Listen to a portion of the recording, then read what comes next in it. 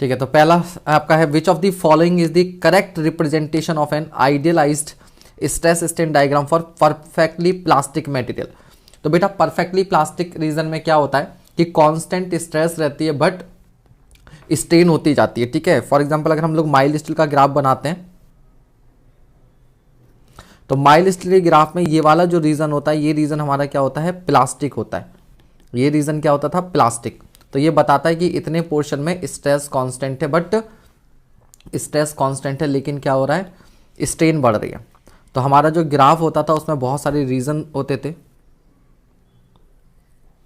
ठीक है, तो ये आपके पास इलास्टिक रीजन होता था, ये प्लास्टिक होता था। इस रीजन को क्या बोलते थे, इस वाले रीजन को हम लोग क्या बोलते थे, ये बता सकते हो? अगर ये ए है और ये बी है, ए बी रीजन को क्या बोलते हैं, जल्दी बताइए। ए बी रीजन को क्या बोलते हैं, जल्दी से आंसर कीजिए। ए बी रीजन को क्या बोलते हैं?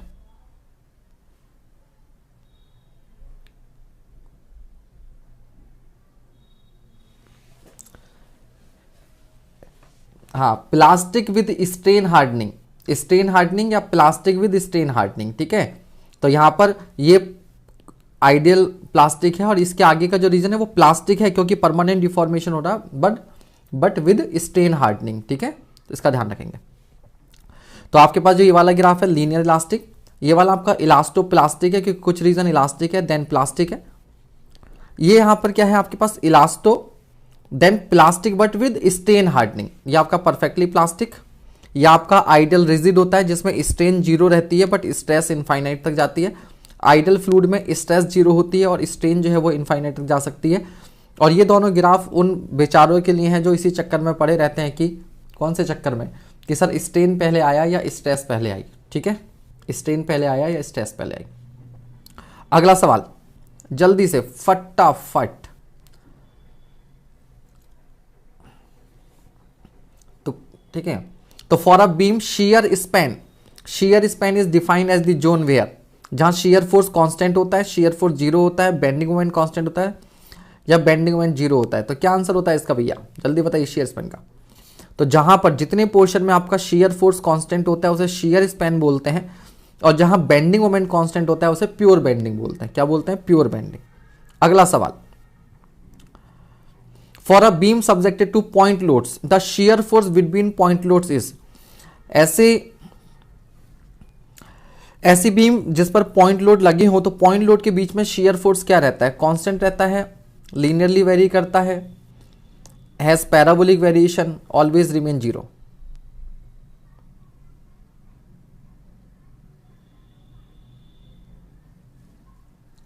हाँ जी,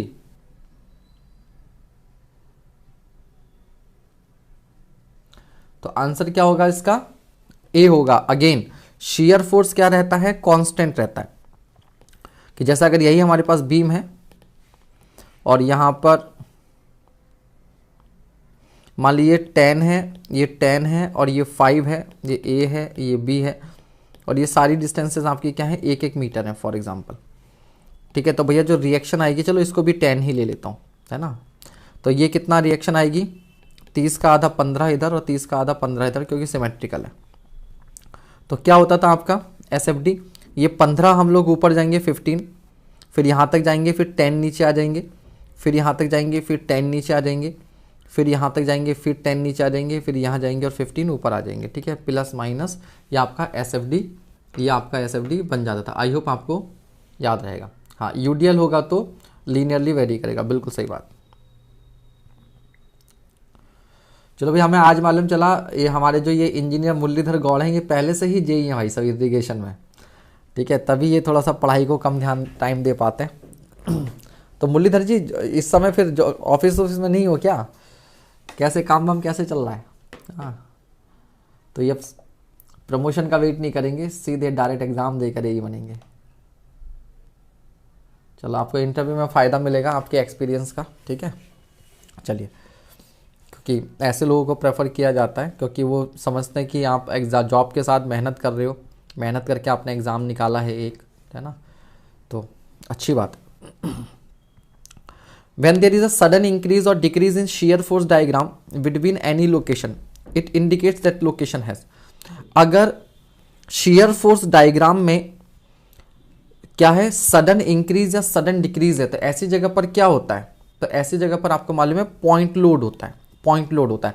ये कहां पर, ठीक है, कहां पर हेल्पफुल रहता है, कई बार रिवर्स पूछ लेता है। अच्छा 5 साल हो गए जॉब करते तो फिर बेसिक्स पढ़ाई से टच भी छूट जाता है। वेरी गुड, 5 साल देखिए जॉब करते हुए हो गए, उसके बाद भी हिम्मत कर रहे हैं, मेहनत कर रहे हैं कि पढ़ाई की जाए और एग्जाम निकाले, बहुत बढ़िया। तो when there is a sudden increase और decrease in shear force diagram will be in any location it indicate that the location has a point load. तो इसका फायदा क्या होता है, कई बार एसएफडी देखकर हमें लोड डायग्राम पूछ लेता है, तो वहां पर ये हमें क्या करेगा, हेल्प करेगा, ठीक है।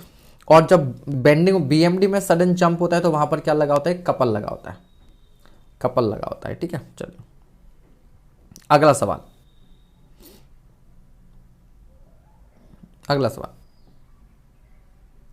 Rate of change of shear force is equal to, rate of change of shear force is equal to, यानी कि डीबी बाई डी एक्स क्या रिप्रेजेंट करता था, तो आपको मालूम है लोड इंटेंसिटी, और डीएम बाई डी एक्स क्या रिप्रेजेंट करता था, आपको मालूम है शेयर फोर्स विद मैग्नीट्यूड अगर बात करें तो इंटेंसिटी ऑफ लोडिंग, ठीक है।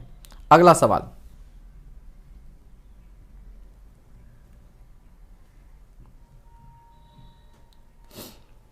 A fixed beam is loaded as shown in the figure. The fixed end moment at supporting. Support A पर फिक्स्ड एंड मोमेंट कितना आएगा, ठीक है। तो दो वैल्यूज होती थी, WL²/20 और WL²/30, है ना, याद है। अब उसमें क्या है, आप ये देखो ए पर लोड ज्यादा है तो इधर मोमेंट क्या होगा, ज्यादा होगा, बिकॉज सेंट्रॉइड कहीं ना कहीं इधर होगा। तो WL²/30 और 20 में कौन सी वैल्यू ज़्यादा है, WL²/20 वाली वैल्यू ज़्यादा है, तो ए पर ये मोमेंट आएगा।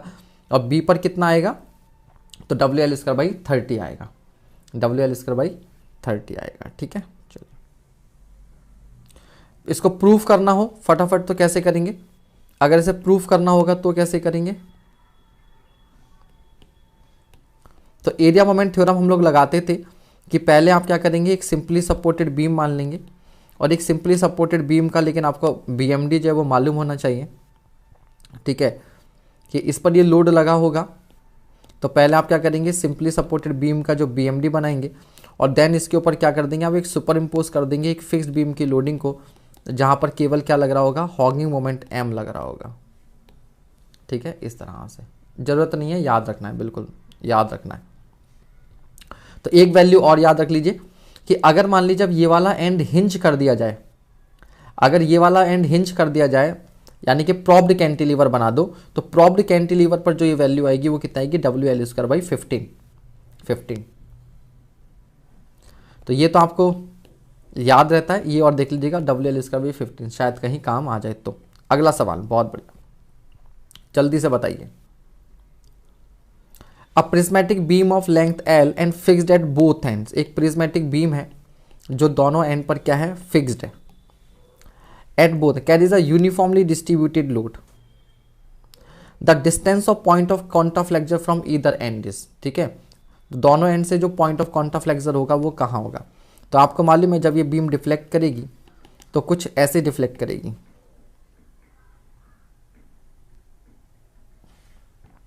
तो एक पॉइंट ऑफ कॉन्ट्राफ्लेक्सर ये होगा और एक पॉइंट ऑफ कॉन्ट्राफ्लेक्सर आपके पास ये होगा। तो वैसे तो आपको मालूम है ये जो लेंथ होती है आपको रटी हुई होगी, अगेन कितना 0.211 L, इधर से भी कितना 0.211 L, ठीक है। तो answer is V, very good. वैसे कॉन्सेप्ट क्या है, इसको कैसे करेंगे, कॉन्सेप्ट क्या है कैसे करेंगे, तो आपको मालूम है कि अगर ये W है और ये L है अगर, तो यहाँ जो रिएक्शन आएगी बेटा वो WL/2 आएगी, यहाँ जो रिएक्शन आएगी वो WL/2 आएगी। और यहाँ पर जो फिक्स्ड एंड मोमेंट आता है, यहाँ सपोर्ट पर जो फिक्स्ड एंड मोमेंट आता है वो कितना आता था, WL²/12 आता था, ठीक है। थोड़ा सा हम लोग स्ट्रक्चर की नॉलेज को यहाँ पर यूज़ करेंगे, WL²/12। तो यहाँ से आप किसी भी डिस्टेंस x पर अगर मोमेंट लिखते हैं तो वो क्या होगा, m होगा WL/2x, ये सैगिंग होगा, WL²/12 माइनस का होगा, और जो ये UDL होगा उसकी वजह से भी क्या होगा, माइनस का WX²/12, सॉरी माइनस का WX²/2। और इसको आप क्या कर देंगे, जीरो कर देंगे पॉइंट ऑफ कॉन्टा फ्लेक्सर के लिए। तो यहाँ पर एक एक्स में क्वाड्रेटिक इक्वेशन आपको मिलेगी, ठीक है। पूरी इक्वेशन से डब्ल्यू डब्ल्यू डब्ल्यू गायब हो जाएगा, तो ये एम हटाओ, डब्ल्यू हटाओ, डब्ल्यू हटाओ, इस डब्ल्यू को हटाओ। पूरी इक्वेशन को अगर मैं 12 से मल्टीप्लाई कर दूँ तो यहाँ 6 हो जाएगा और यहाँ भी 6 हो जाएगा और नीचे का ये भी हटा दो।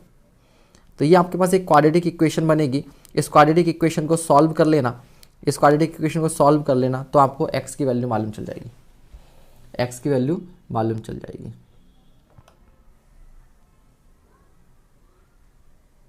ठीक है भैया, वेरी गुड, बहुत बढ़िया। चलिए अगला सवाल, अगला सवाल।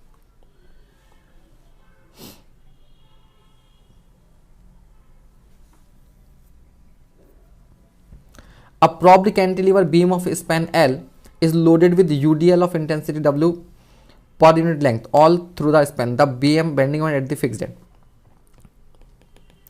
तो एक प्रॉप्ड कैंटिलीवर बीम होती थी जिस पर हमने क्या लगाते थे, UDL। तो आपको मालूम है ये वाली रिएक्शन कितनी आती थी, 3WL/8। ये रिएक्शन कितनी आती थी, 5WL/8। और यहाँ पर जो बेंडिंग मोमेंट आता था वो सिंपली सपोर्टेड के बेंडिंग मोमेंट के बराबर आता था, दैट इज WL²/8। तो इस फैक्ट से इसे याद रखना क्या है, ईजी है, इसको याद रखना ईजी है। अगला सवाल बहुत ही बढ़िया सवाल है। चलिए, तो अभी तक जो मैंने रिस्पांस देखे आप सभी के, बहुत बढ़िया आप लोग परफॉर्म कर रहे हो, बहुत अच्छा आप लोग परफॉर्म कर रहे हैं, वेरी गुड। ये क्वेश्चन बताइए,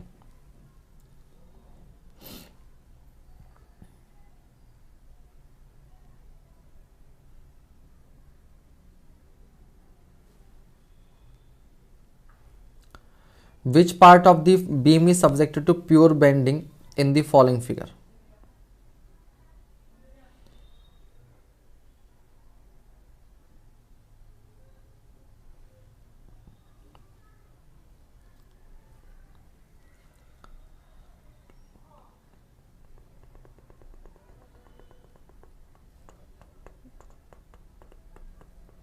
I am waiting waiting waiting waiting waiting, सब लोग आंसर करो। बहुत बढ़िया बहुत बढ़िया, very good very good very good very good.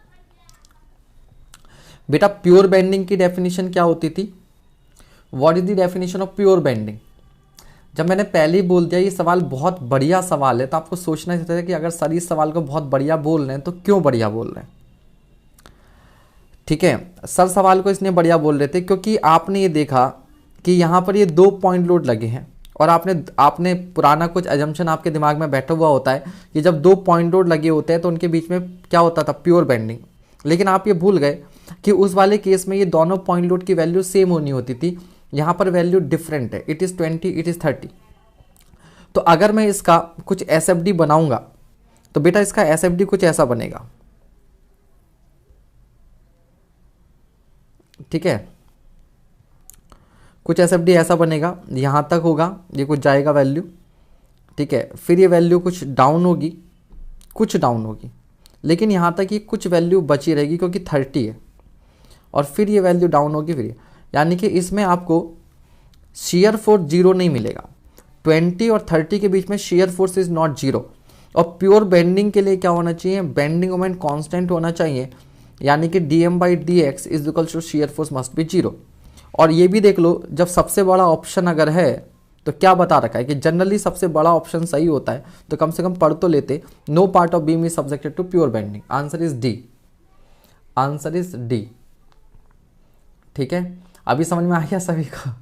तो गुगली है, गुगली है, ठीक है। चलो, तो मैक्सिमम बच्चों का इस मेरे ख्याल से ये वाला सवाल गलत हो गया, ठीक, कोई बात नहीं, समझ गए बेटा। तो ये भी ध्यान रखना कि 2 पॉइंट लोड लगे तो हैं, लेकिन ठीक है। अच्छा एक बात, हाँ ठीक है, और दूसरी बात, जब ये दोनों बराबर होते तो कंडीशन सिमेट्रिक की भी होनी चाहिए थी। आप नहीं कि डिस्टेंस 2 मीटर होनी चाहिए थी, ये सिमेट्रिकल भी नहीं है, ये सिमेट्रिकल भी नहीं है, हाँ ये 2 मीटर भी नहीं है लोड के साथ साथ, ठीक है। चलिए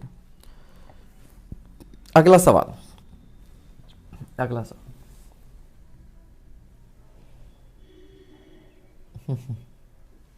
जिनका सही है वो मोहल्ले में लड्डू बांटे इसी खुशी में।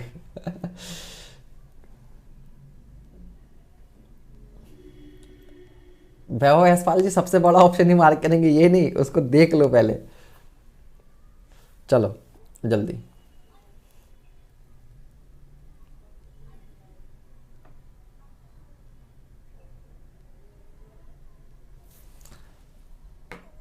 अमित विश्वास जी कह रहे हैं लाइक शेयर सब्सक्राइब। बिल्कुल भैया, लाइक शेयर सब्सक्राइब जो है वो चलता रहेगा। जल्दी कीजिए सवाल को, स्किप करेंगे। देवेंद्र पाल कह रहे हैं स्किप करेंगे सर हम तो। थोड़ा सा मुश्किल है सवाल, ये ट्राई कीजिए, मुश्किल है। देवेश कुशवाहा कह रहे हैं सॉल्व करना पड़ेगा। नवाब साहब कह रहे हैं ये नहीं आ रहा। सीमा सिंह कह रही है सर शून्य बटे सन्नाटा। स्काई इज द लिमिट कह रहे हैं 0 शून्य, तुक्का 0 है, तुक्का 0 है। अरे भैया जब 0 है 0 है तो 0 ही होगा ना। एक बात बताओ नालायको, ये सवाल पता मैंने इसीलिए लिया था, ये सवाल मैंने इसीलिए लिखा था ताकि तुम्हारी ये भ्रम तुम्हारा टूट जाए कि जो सवाल दिखने में डिफिकल्ट होता है वो डिफिकल्ट होता है। In the continuous beam shown in the figure the support moment M at 3, ये वाला पॉइंट 3 है बेटा। 3 क्या है, रोलर या हिंज।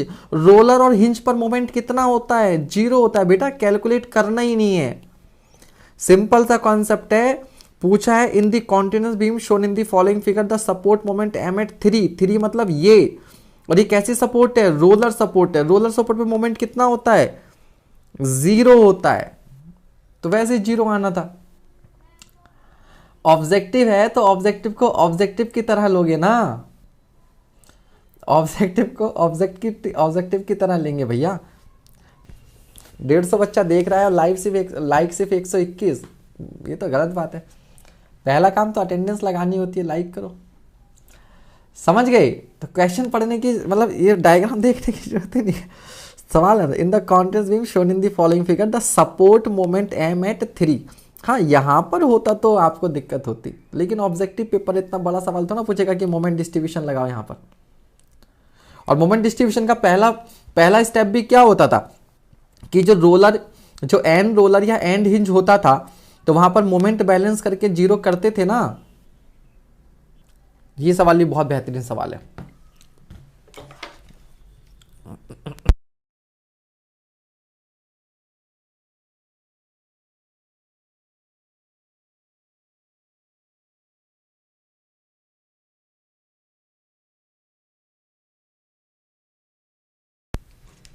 बाहर जाती बॉल पर बल्ला लग गया, आउट हो गया। बेटा बाहर जाती बॉल नहीं थी, ये तो फुल टॉस थी, इस पर तो छक्का मारना था,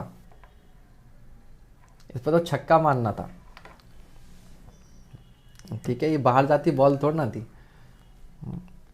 तो इसको कैसे करेंगे, आंसर आ गया, बहुत बढ़िया। तो देखो इसको करने के 2 तरीके हैं। सबसे पहले तो आप क्या करेंगे, टोटल फोर्स निकालेंगे।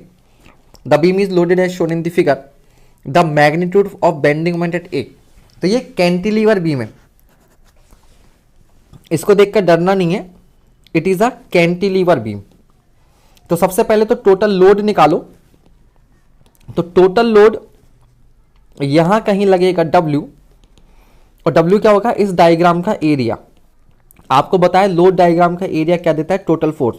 तो 1/2 15 + 5 और गुना बीच की दूरी। ठीक है, बीच की दूरी कितना हो जाएगा ये भैया, 15 × 5 20, 20 का आधा 2 10, तो ये हो जाएगा 120। अब क्या करना है, यहां से ये डिस्टेंस निकालनी है x बार। तो x बार ट्रेपेजॉइड का सीधे सीधे निकालने का फंडा देख लो, h/3 इंटू जिस साइड से निकालना है उसका double plus opposite side upon b + b और इंटू ये, ऐसे निकालेंगे। तो यहां पर जो हम लोग x बार निकालेंगे तो हमें किधर से निकालना है, इस वाली साइड से। तो ये कितना है, पहले तो टोटल कितना है 12, तो 12/3 इंटू, तो जिस साइड से फाइंड आउट कर रहे हैं उधर कितना है 15, तो 2 × 15 और प्लस अपोजिट साइड कितना है 5 और अपॉन 15 + 5। यहां से आपके पास x बार निकलेगा, तो 15 दिन ये हो जाएगा 4। ठीक है, 1 सेकंड वेट कीजिएगा, ये थोड़ा अर्जेंट कॉल है रहा। चलो देखते हैं।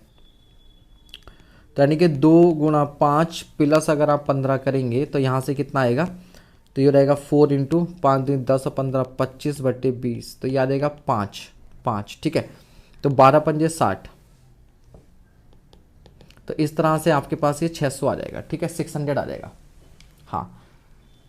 हाँ, सामने वाले का डबल करता है। मैं बोल वही रहा था कि सामने वाले का डबल करता है, लेकिन मैंने तो इसका डबल करना चाहिए था, इसका ले लिया। एक तरीका तो ये है, लेकिन इसमें आप देख रहे हो यहाँ पर गलती होने की गुंजाइश है, लेकिन खैर ये अच्छी बात है कि इन्होंने वो ऑप्शन में नहीं है, तो हमें मालूम चल जाएगा कि यार ऑप्शन में नहीं है, इसका मतलब कहीं गलती करना, वो गलती पकड़ में आ जाएगी। तो ये चीज़ हो गई। अब दूसरा तरीका इसको करने का क्या होगा, फटाफट देखिएगा। तो दूसरा तरीका इसको करने का ये है कि आप इसको एक रेक्टेंगल और एक ट्रायंगल में मान लेंगे। क्या मान लेंगे, एक रेक्टेंगल और एक ट्रायंगल में, तो ये कितना हो जाएगा, 10 हो जाएगा। और यहां से आप एक सिंगल स्टेप में आंसर निकाल सकते हो, सिंगल स्टेप में। तो सिंगल स्टेप में आंसर कैसे निकलेगा कि पहले आप इस यूडीएल की वजह से मोमेंट निकालो, 5 की वजह से। तो यूडीएल की वजह से आपको मालूम है जो ए पर मोमेंट होगा वो कितना होगा, WL² 2, तो 5L² यानी कि 144/2 प्लस ये हो गया भाई। इस वाले यूडीएल की वजह से जो 5 का यहां तक जो यूडीएल लगा है, रेक्टेंगुलर लोडिंग को ही यूडीएल बोलते हैं, तो WL² 12 हो जाएगा, 2 हो जाएगा, ठीक है। और 12 का स्क्वायर 144 प्लस, अब देखिए half into base into height. तो ट्राइंगल की हाइट अब कितनी बची, 10 बची, 15 में से 5 तो चला गया, तो हाफ इंटू बेस यानी कि 12 और इंटू हाइट यानी कि कितना, 10। और जो ट्रायंगुलर लोड लगेगा वो कहां लगेगा, 1/3 पर लगेगा। तो 12 का जो 1/3 हो गया वो कितना हो गया, 4। 12 का 1/3 कितना हो गया, 4, ठीक है। तो अब यहां से कर लीजिए आप इसको, तो ये देख लीजिएगा कितना हो जाएगा,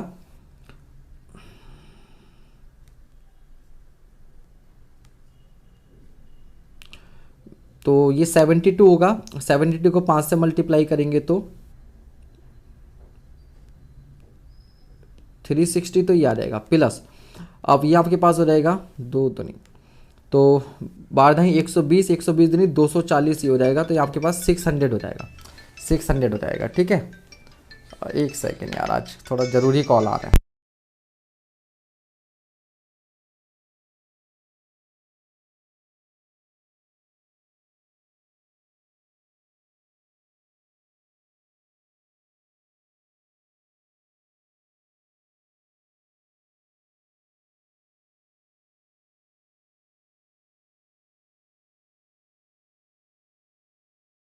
तो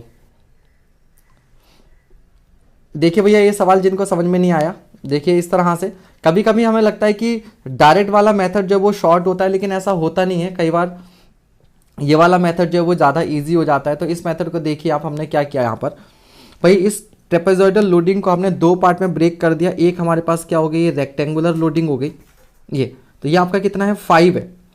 तो और यहाँ पर कितना था, 15 था, तो 15 में से 5 माइनस कर दिया तो ऊपर कितना बचा, 10। तो लोड को हमने 2 पार्ट में ब्रेक कर दिया। अब बेंडिंग मोमेंट जो होता है उसको हम लोग क्या कर सकते हैं, सुपर इंपोज कर सकते हैं। इसको हम लोग क्या कर सकते हैं, सुपर इंपोज कर सकते हैं।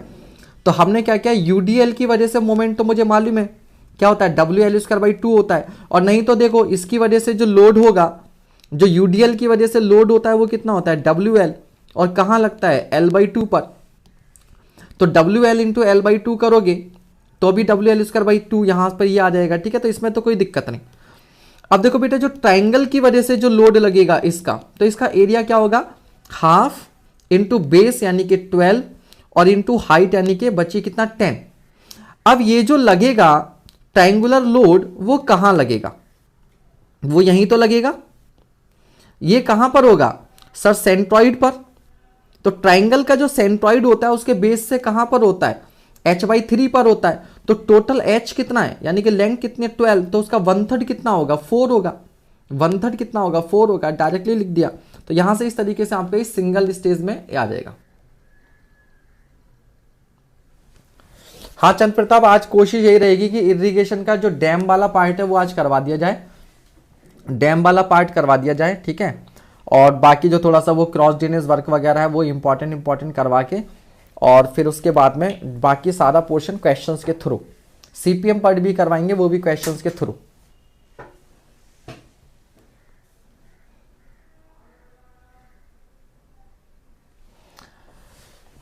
आकांक्षा जी, मैंने मैसेज देख लिया था बट टाइम थोड़ा सा, अभी बल्कि थोड़ी देर पहले ही मैसेज देखा था, और वो टाइम कई बार होता है ना कि जब मैं क्लास के पहले कई बार होता है कि टाइम बहुत कम होता है तो नहीं कर पाते रिप्लाई कर देंगे, ठीक है, चिंता मत कीजिए। सर हमें लगा कि आप हमारा टेस्ट ले रहे हैं, सारे क्वेश्चन सब आप ही सॉल्व कर रहे हैं। अरे सॉल्व करके तो बताना पड़ेगा ना भैया। अगला कीजिए, आपको टाइम दे तो रहे हैं करने के लिए, आप करो जल्दी से।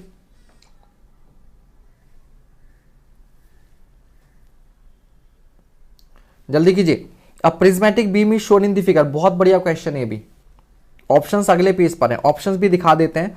ऑप्शन ये देखना है कि इनमें से कौन कौन से करेक्ट हैं, इनमें से कौन कौन से करेक्ट हैं ये बताना है, तो आप डिसाइड कर लो कौन कौन से करेक्ट हैं। एक से ज्यादा स्टेटमेंट करेक्ट है।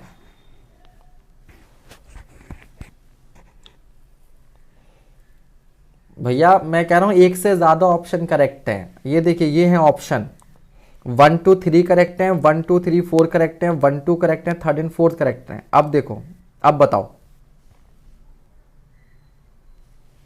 अब बताओ। और तुम लोग थर्ड आंसर कैसे दे रहे हो?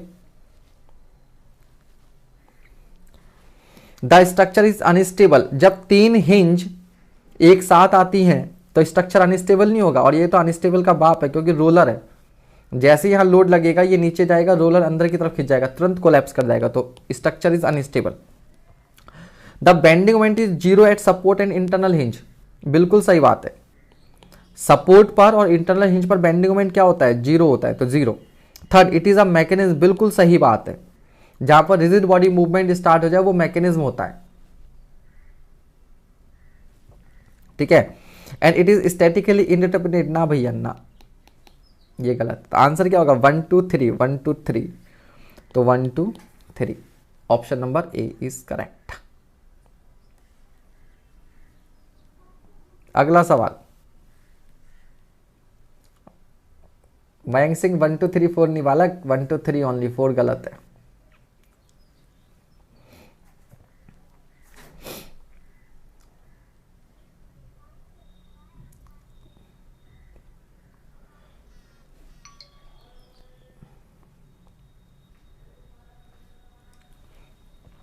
Shape of the shear force diagram for a simply supported beam AB subjected to point load W at the center of span cell B, तो ये तो मालूम है सबको, answer is B, answer is B.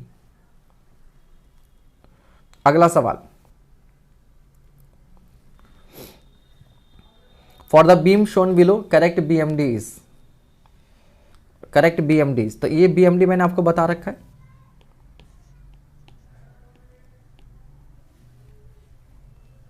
ठीक है, यहां रिएक्शन M/L नीचे आती थी, यहां रिएक्शन M/L ऊपर आती थी। और इसको पहचानने का तरीका क्या होता था?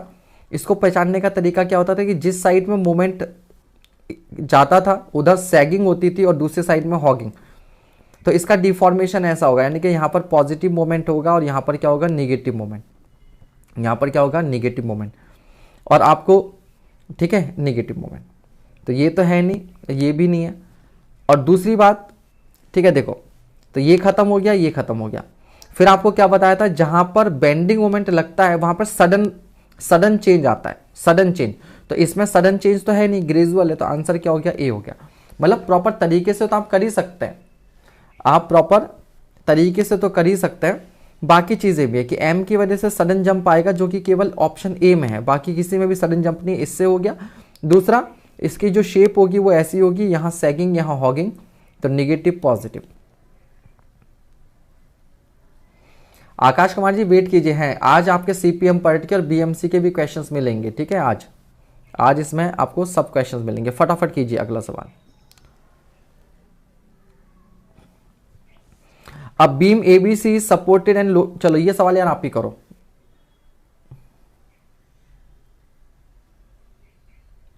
ऐसे ही क्वेश्चन आएंगे एग्जाम में, ऐसे ही क्वेश्चन आते हैं एग्जाम में।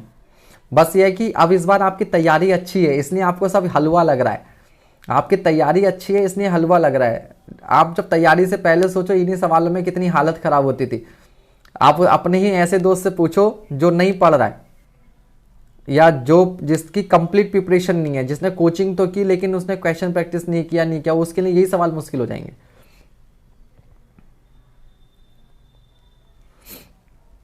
अब याद रखिएगा दिस इज ओवरहैंग, ये ओवरहैंग बीम है, तो इसके लिए क्या करना पड़ेगा आपको, यहां पर ए पॉइंट के अबाउट, चलो मान लो ए के या बी के अबाउट मोमेंट जीरो कर दो, मान लो ए के अबाउट मोमेंट जीरो करेंगे तो बी पर रिएक्शन निकालेंगे। तो अगेन क्या होगा भैया, जो ट्राइंगल का क्या होगा, एरिया जो होगा वो आपके पास कितना हो जाएगा, half into base into height, तो half into W, half into L into क्या डब्ल्यू, या कहिए छोड़िए, आपको मालूम है कि अगर ये यूडीएल होता तो लोड कितना होता डब्ल्यू एल, तो आधे की वजह से लोड कितना होगा डब्ल्यू एल बाई टू होगा। ये डब्ल्यू एल बाई टू कहाँ लगेगा, तो ये लगेगा एल बाई थ्री पर, कहाँ लगेगा एल बाई थ्री पर। तो जो क्लॉकवाइज मोमेंट आएगा इस यूवीएल की वजह से वो होगा W L by two into L by three. और बेटा ये जो रिएक्शन होगी बी पर, ऊपर की ओर बी पर, उसकी वजह से कितना होगा, तो R B into L by two होगा, R B into L by two. तो आर बी कितना आ गया, एल बाई टू से एल बाई टू क्या, डब्ल्यू एल बाई थ्री। तो बी पर जो रिएक्शन आ गई वो आ गई डब्ल्यू एल बाई थ्री। तो ए पर रिएक्शन कितनी होगी, तो बेटा टोटल फोर्स कितना है डब्ल्यू एल बाई टू। तो डब्ल्यू एल बाई टू में से जब W L by three minus करेंगे तो आएगा डब्ल्यू एल बाई सिक्स। अब रेस्पेक्टिव ऑर्डर देख लो, reaction at A and B, तो ए पर रिएक्शन कितनी W L by six, B पर कितनी डब्ल्यू एल बाई थ्री। तो आंसर क्या हो गया, सी हो गया, आंसर क्या हो गया, सी हो गया। तो आई होप आप लोगों ने ऐसे ही किया होगा, ऐसे ही किया है ना। अगला सवाल, अगला सवाल,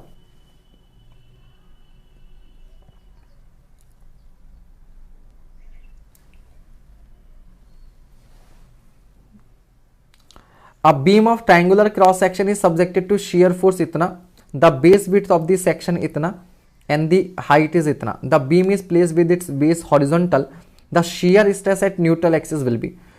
तो आपको बोला था कि ट्रायंगल में जो मैक्सिमम स्ट्रेस होती थी वो रेक्टेंगुलर वाला रिजल्ट होता था और जो न्यूट्रल एक्सिस होता था वो सर्कुलर वाला रिजल्ट होता था, ठीक है।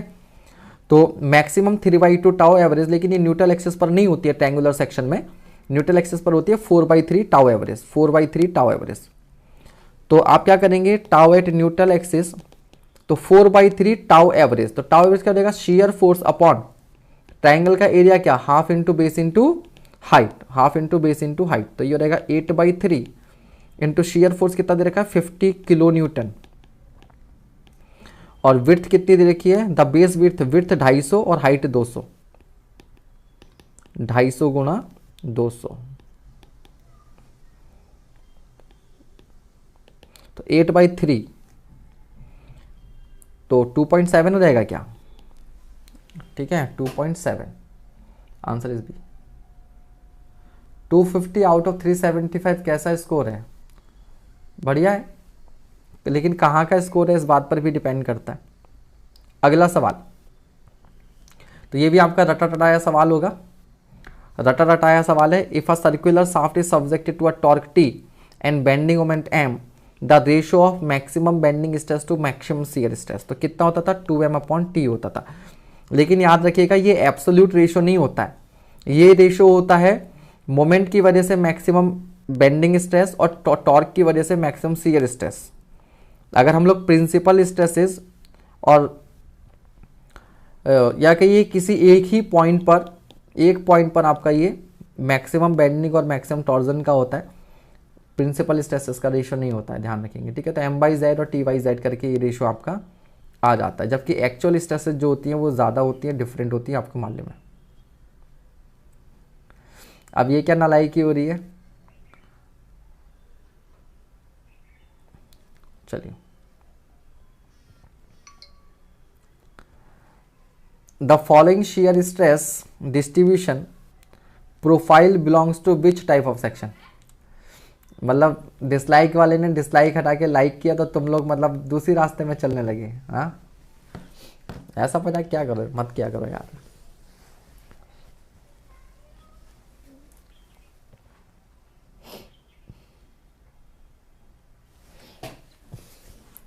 बीटो भयंकर जोश में है। सिलेक्शन सामने दिख रहा है, अब बस छीनना है उसे। होता है ना कि हमें कुछ चाहिए, कोई छोटा बच्चा होता है ना, हमें कुछ चाहिए, वो सामने दिख रहा है, बस आप उसे खींच लो कैसे भी करके, ठीक है, कैसे भी करके। चलो आगे बढ़ते हैं। The following shear state distribution profile belongs to which type of section. ठीक है, तो भैया इसके दो ऑप्शन आगे हैं, दो ऑप्शन आगे हैं।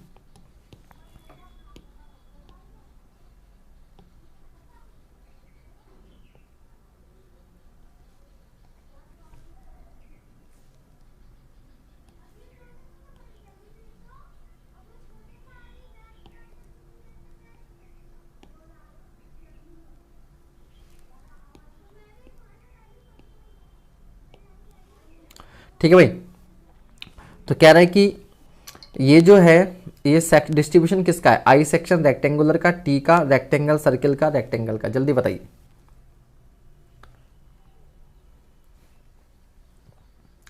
तो इसमें भी मिली जुली प्रतिक्रिया है आप लोगों की, कुछ बच्चे डी भी बता रहे हैं। तो बेटा चाहे सर्कुलर हो चाहे रेक्टेंगुलर हो, इन दोनों के लिए ही आपका क्या रहेगा, इस तरह का पैराबोलिक रहता है। ठीक है, तो रेक्टेंगुलर एंड सर्कुलर। ठीक है, आई सेक्शन का आपको मालूम है रॉकेट वाला,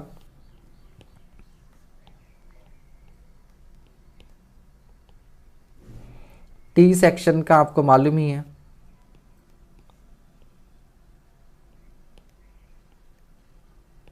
इस तरह से। ठीक है, इस तरह से।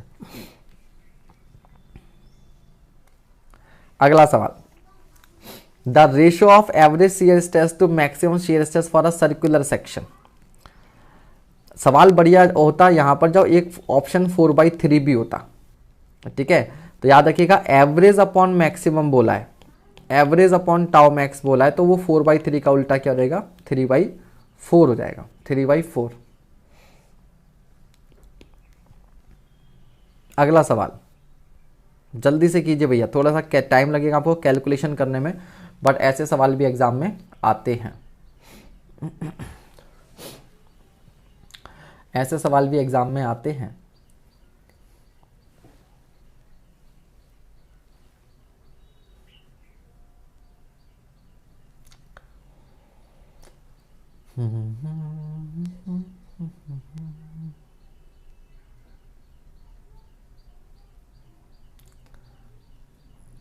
हाँ जी, आया आंसर। तो देखो इसको करने का तरीका समझो, इन्होंने किताब में क्या क्या है, ये एक सेक्शन लेके चले हैं, ये वाला, मतलब इसको ऐसे, आप ऐसे मत कीजिएगा। इसको करने का तरीका क्या होता है कि अगर आप उसको कन्वर्ट करना है तो आप ये दो ट्रायंगल में ऐसे कन्वर्ट कीजिए, रेक्टेंगल में ये वाला, ये अलग लीजिए और ये वाला अलग लीजिए, इस तरह से कीजिए।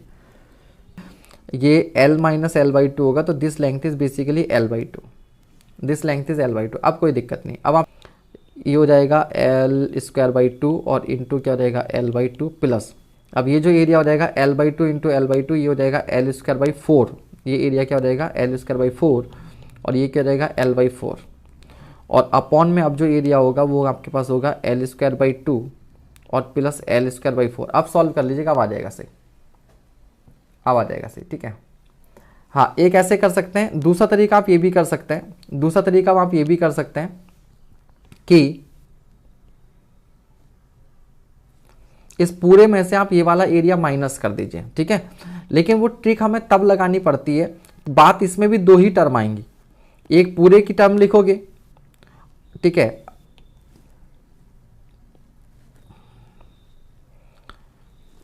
एक पूरे की टर्म लिखोगे फिर इसको माइनस करोगे। ठीक है, ऐसा भी कर, तब भी दो टर्म आएंगी, बट उस केस में हमें सीधे सीधे मालूम होता है कि इसका जो सेंटर होगा, एक काम ये हो सकता है, एक काम ये हो सकता है अगर और शॉर्ट में करना हो, लेकिन जितना शॉर्ट में हम लोग दिमाग लगाएंगे उतने में तो आंसर आ जाएगा। ठीक है, वैसे ही डायरेक्टली आंसर आएगा। आंसर दिमाग ये लगाना था कि अगर मैं इस बड़े वाले का ओरिजिन, इसी को अगर मैं सेंट्रॉइड मान लूँ, तो इसके रेस्पेक्ट में अगर हम यहाँ इसका फाइंड आउट करना होगा तो this is L/2 and this is L/2। तो अब जो y बार आएगा इसका, देखिएगा ध्यान से, अब जो y बार आएगा इसका वो आएगा, माइनस करेंगे तो माइनस इसका एरिया कितना हो जाएगा, L/2 इंटू L/2 L²/4 और इंटू L/4 और अपॉन टोटल कितना हो जाएगा आपके पास, जो टोटल एरिया है वो है L²। नहीं, L² में से इसको माइनस भी तो करना पड़ेगा, ठीक है, माइनस भी करना पड़ेगा। अगेन ये लेंथी ही होगा, कोई फायदा नहीं है, डायरेक्टली कर लीजिए वही सही है, ठीक है, डायरेक्टली कर लीजिए वही ज़्यादा सही है, ठीक है। चलिए अगला सवाल।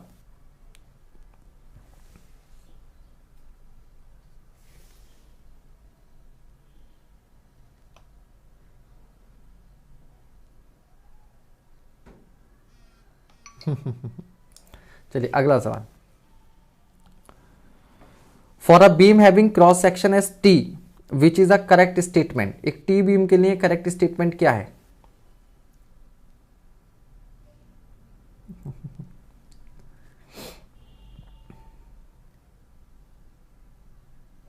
नहीं आ रहा सर, क्यों नहीं आ रहा बालक?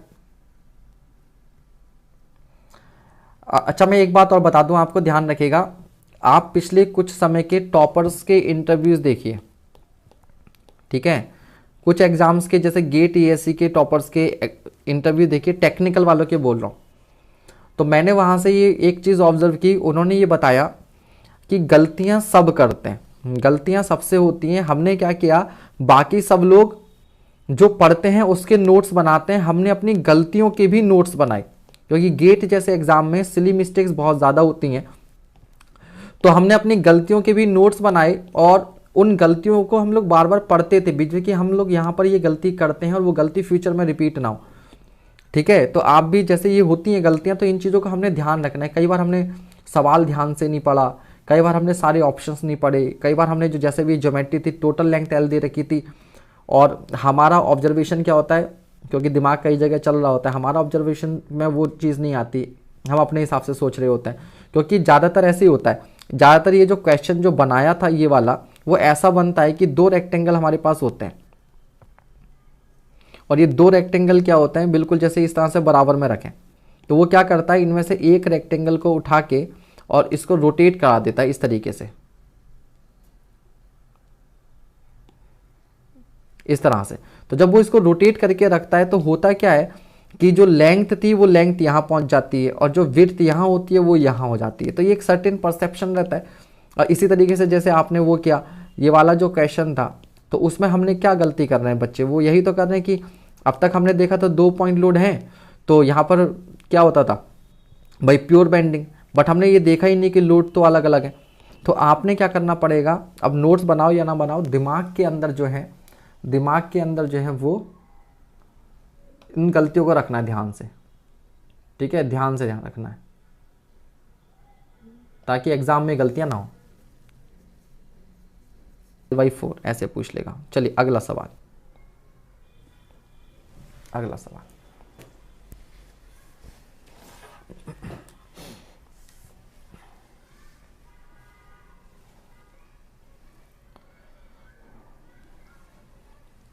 The greatest eccentricity which a load W can have without tension on the cross section of a short column of external dia D and ये तो इतना कराया रटा पड़ा होगा तुम्हें, आंसर क्या है, D² + D² अपॉन 8D, यही होता था। पॉइंट ऑफ कॉन्टा फ्लेक्चर होंगे तो दो ही, ऑब्वियस सी बात है।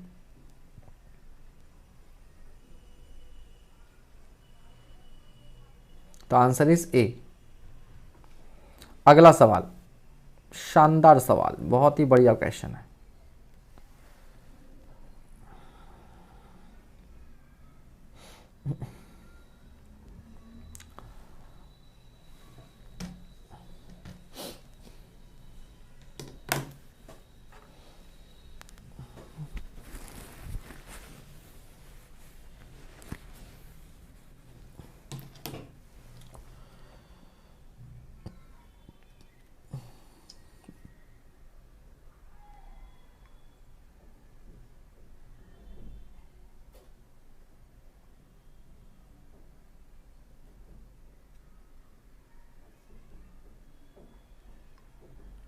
हाँ जी, कीजिए सवाल को।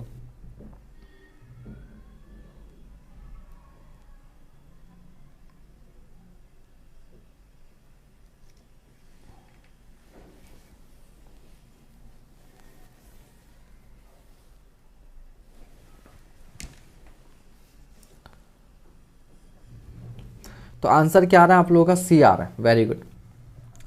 तो देखिए सबसे पहले तो मोमेंट की डायरेक्शन बताइए। अब masonry pier A B C D as shown in figure supports a vertical load W at a point P. The nature of stress at A, इस ए पॉइंट पर स्ट्रेस का नेचर बताना है।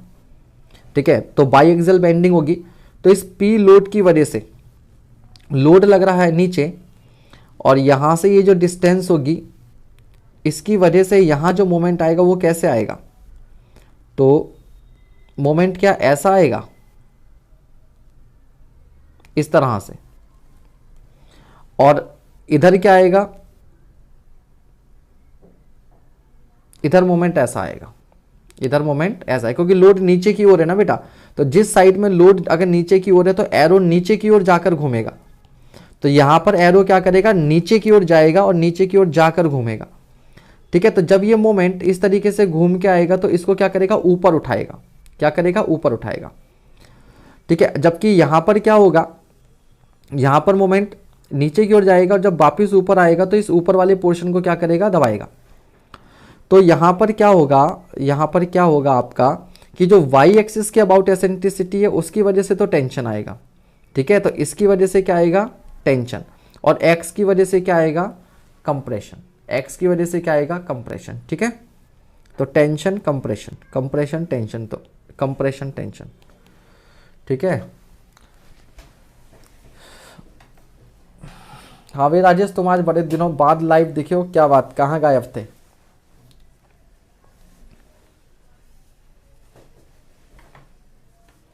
ठीक है, कोई ऐसा जिसको समझ में नहीं आया हो?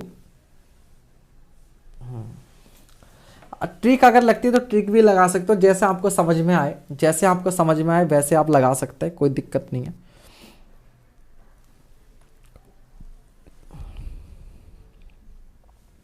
ठीक है, ट्रिक से भी कर सकते हैं आप, अगर कोई ट्रिक है तो आपको आती है तो।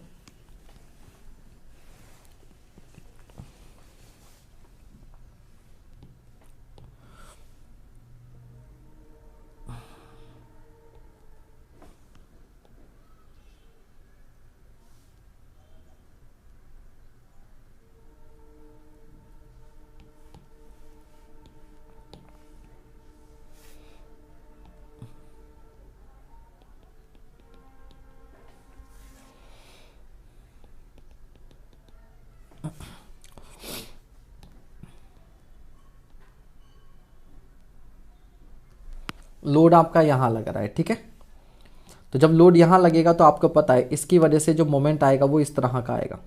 जब इस लोड को मैं सेंटर पे शिफ्ट करूंगा तो मोमेंट कैसा आएगा, ऐसे आएगा।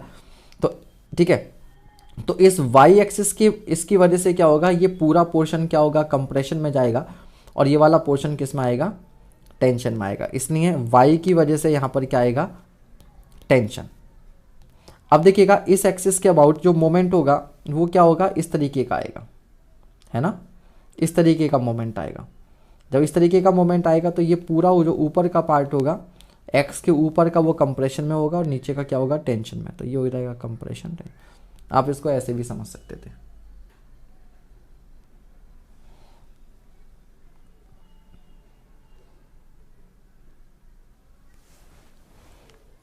ठीक है, चलो तो बेटा राजेश धान मत कटवाओ इस समय, भैया पढ़ाई कर लो। ठीक है, सिलेक्शन के तुम भी एक प्रबल दावेदार हो। बफरिंग तो, अरे बफरिंग हो रही है।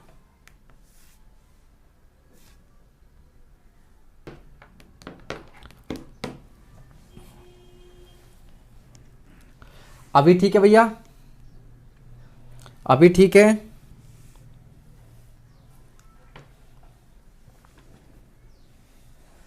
अभी ठीक है ना? सवाल क्लियर नहीं हो रहा है? अभी क्लियर है सवाल? अब देखो, अब क्लियर है सवाल, थोड़ा सा छोटा दिखेगा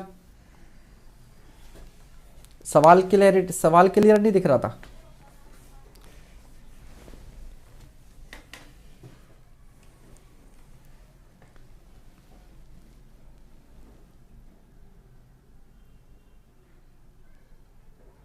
हाँ भैया, जितना पढ़ा है उतना अच्छे से रिवाइज कर लो, जितना पढ़ा है उतना अच्छे से रिवाइज कर लो।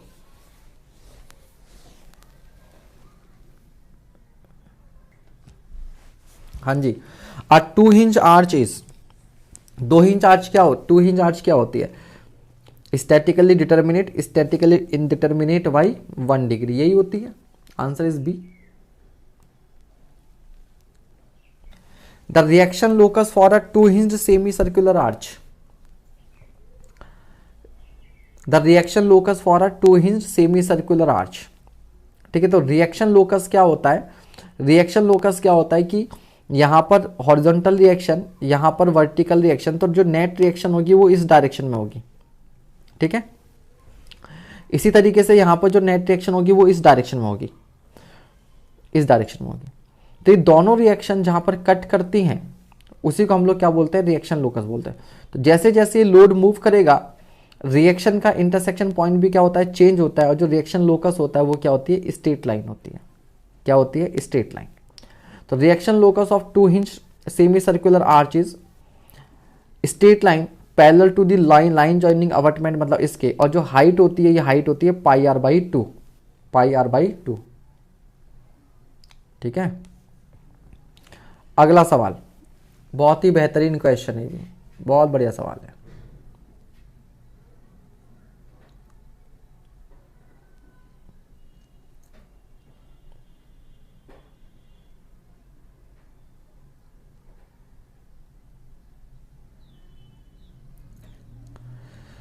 ठीक है, जल्दी कीजिए, सवाल बताइए। Which method is suitable for analyzing a beam when the degree of kinematic indeterminacy is less than degree of static indeterminacy? तो जब काइनेमेटिक इंडिटर्मिनेसी स्टैटिक से कम होती है तो कौन सा मेथड यूज करते हैं? Displacement method. और डिस्प्लेसमेंट मेथड कौन सा है आपका? Slope deflection method. ठीक है, तो पूछना वो यही चाह रहा है कि इनमें से कौन सा डिस्प्लेसमेंट मेथड है, कौन सा फोर्स नहीं है, बट साथ ही साथ वो ये भी चेक करना चाह रहा है कि आपको मालूम है या नहीं मालूम। तो बहुत बढ़िया कॉन्सेप्चुअल क्वेश्चन है, इजी है बट अच्छा कॉन्सेप्चुअल क्वेश्चन है। ठीक है, अगला सवाल, लीनियर आर्च किसे कहते हैं? What is linear arch?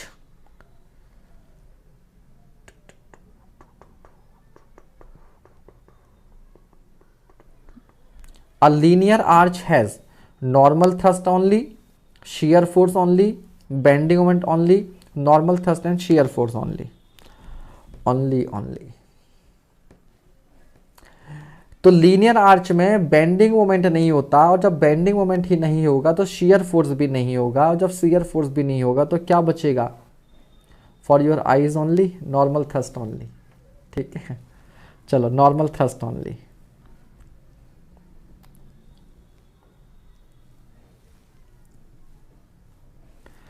In a reinforced concrete retaining wall shear key is provided. अब आरसीसी स्टार्ट हो गया।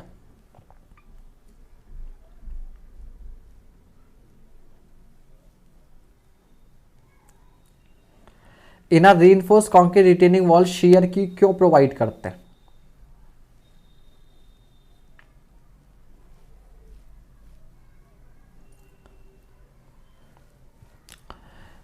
जल्दी कीजिए, बताइए। Shear stress in the vertical component is exceeds, shear force in the toe slab is less than that in heel sleeve, retaining wall is not safe against sliding।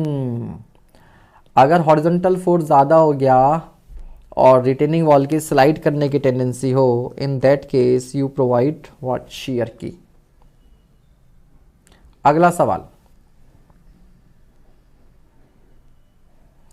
in T-shape RCC retaining wall, the main reinforcement in the stem is provided on।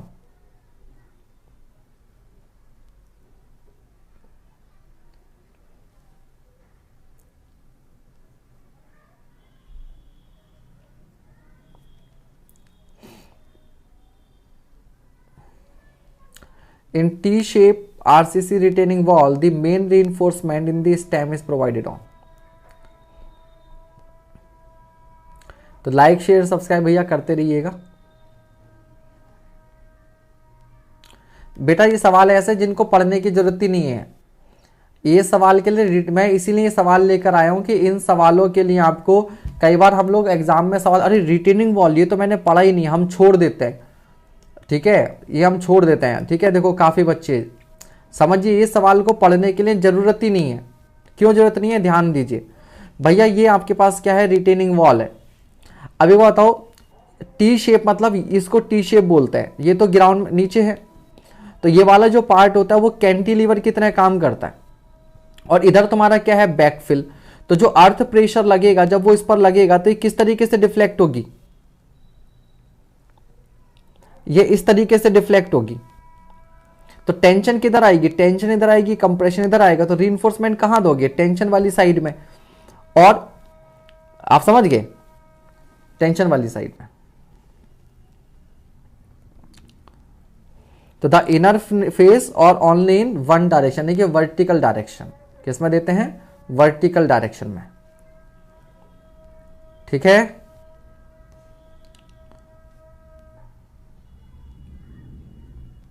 अगला सवाल,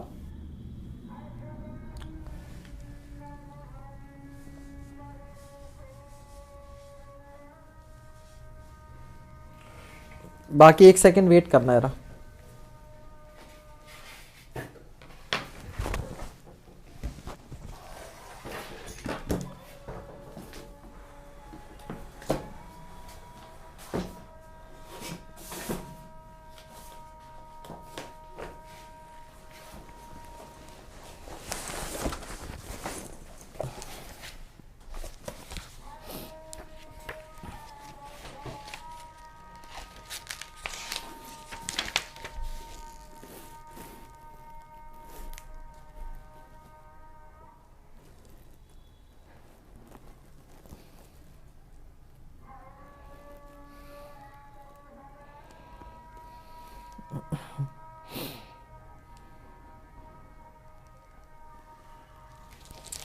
ठीक है, इसका answer change कर लीजिए, ठीक है, पुस्तिका में इसका आंसर गलत दिया हुआ है। हाँ नहीं ठीक है, हाँ सही है, आंसर सही है। वो एक्चुअल में क्या होता है, यहाँ पे लिखा हुआ है मेन रीइंफोर्समेंट। जो मेन रीइंफोर्समेंट होता है वो एक डायरेक्शन में होता है, एक्चुअल में दूसरी डायरेक्शन में भी 0.2% रीइंफोर्समेंट दिया जाता है, क्योंकि स्लैब होती है ना, रिटेनिंग वॉल को as a cantilever slab design किया जाता है। तो मुझे यही डाउट हो रहा था कि 1 डायरेक्शन या 2 डायरेक्शन, बोथ, तो दिया तो बोथ में जाता है रीइंफोर्समेंट, लेकिन यहाँ लिखा हुआ है मेन रीइंफोर्समेंट। तो मेन रीइंफोर्समेंट एक डायरेक्शन में देंगे और सेकेंडरी में क्या देंगे, टेम्परेचर वाला, हाँ टेम्परेचर वाला। चलो आगे बढ़ते हैं। खैर, in a reinforced concrete cantilever retaining wall the maximum base pressure. अब देखो इस मैक्सिमम बेस प्रेशर के लिए भी, अब ये भले से रिटेनिंग वॉल का सवाल है, लेकिन ये क्वेश्चन मेनली सोम का क्वेश्चन है। किसका क्वेश्चन है, सोम का क्वेश्चन है। तो देखो बेटा, जो इधर बैकफिल होगा तो बैकफिल की वजह से यहां पर क्या होगा, हॉरिजॉन्टल फोर्स आएगा, और जो वेट है वो तो डाउनवर्ड है ही है। तो इस हॉरिजॉन्टल प्रेशर की वजह से जब यहां पर एक ओवरटर्निंग मोमेंट आएगा तो इधर क्या होगा, जो बेस प्रेशर होगा W/A, उसके साथ में M/Z क्या हो जाएगा और ऐड हो जाएगा, और इस वाली साइड में क्या हो जाएगा, W/A में से M/Z जो है वो आपका क्या हो जाएगा, माइनस हो जाएगा, वो क्या हो जाएगा आपके पास, माइनस हो जाएगा। डैम हो, रिटेनिंग वॉल हो, उसमें सब इसी तरह के क्वेश्चन जो है वो आ जाते हैं। ठीक है भाई, तो इसको क्या बोलते हैं, हील, और ये क्या होता है आपका, टो होता है। तो मैक्सिमम जो बेस प्रेशर होगा वो कहां पर होगा, टो पर होगा, टो, हील, और कहते हैं अपने पंजों पे आ जाना। आज सर आज कम क्वेश्चन थोड़े टफ लग रहे हैं, बेटा क्वेश्चन टफ नहीं है, क्वेश्चन थोड़े से ढूंढ कर लाए गए हैं आपके लिए।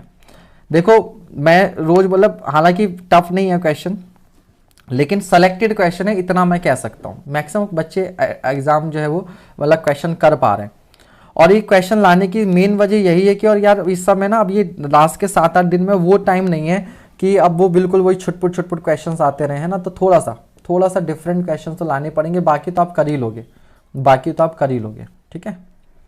The minimum thickness of RCC wall should not be less than, ठीक है। तो RCC वॉल की जो थिकनेस है वो 100 mm से कम नहीं होनी चाहिए।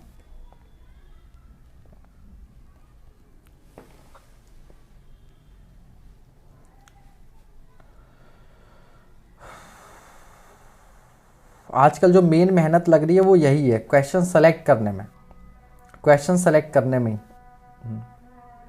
मेन मेहनत है। और जहाँ तक मुझे लगता है कि ये जो प्रैक्टिस सेशन में ले रहा हूँ इनसे आपको अच्छे खासे क्वेश्चंस एग्जाम में मिलने वाले हैं, क्योंकि जो एग्जामिनर होता है ना वो भी ऐसे क्वेश्चन ढूंढता है कि ठीक है जनरल क्वेश्चन के अलावा कुछ थोड़े से डिफरेंट क्वेश्चंस भी हों। तो for no tension developed in a gravity dam, चाहे ग्रेविटी डैम हो चाहे कुछ भी हो, जिसका बेस अगर रेक्टेंगुलर है, जिसका बेस अगर रेक्टेंगुलर है तो मिडिल थर्ड रूल लगेगा, तो with in the middle third of the section. अगला सवाल, अब अगेन देखो ये रिपीटेड टाइप का क्वेश्चन हो गया, तो ये सेम क्वेश्चन हो गया। अब अगर वो क्वेश्चन क्या था, ये रहेगा in a cantilever retaining wall the main steel reinforcement is provided on the backfill side and in the vertical direction, backfill side वाली साइड में और वर्टिकल डायरेक्शन में। बेटा इनर पार्ट बोलेंगे उसको जिधर जिधर बैकफिल है, जिधर बैकफिल है, ठीक है, भूल गए। चलिए अगला सवाल, if W is the weight per unit volume, P the safe bearing capacity and phi is the angle of repose of the soil retained, ठीक है, by the retaining wall, the minimum depth of foundation to be calculated, minimum depth of foundation तो कई बार बता दिया रैनकाइन formula. सबसे पहली पहचान क्या होती थी, के ए का स्क्वायर होता था, के ए का, तो ये तो गायब कर दो, के ए का स्क्वायर तो ये भी गायब कर दो, आंसर क्या हो जाएगा, ए हो जाएगा। तो P upon W 1 minus sine थोड़ा सा सिंबल इन्होंने गड़बड़ कर रखा है ना, हाँ नहीं सही है, 1 minus sine five upon 1 plus sine five का स्क्वायर, ठीक है, तो आंसर इज ए। ये क्वेश्चन भी कई बार हो गया। अगला सवाल,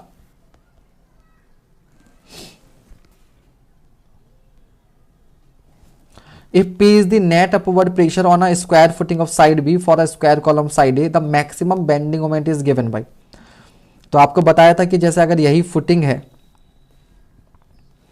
और यहां पर अगर ये कॉलम है तो जो क्रिटिकल सेक्शन कहां लेते थे, यहां पर लेते थे ना, तो ये वाला एरिया, ठीक है भैया। तो ये एरिया क्या होगा, ये एरिया हो जाएगा आपके पास, देखिए भाई ये A है और ये जो विड्थ है वो B है, तो जो एरिया हो जाएगा वो कितना हो जाएगा हमारे पास, B माइनस ए अपॉन 2 और इंटू बी, ये एरिया हो जाएगा।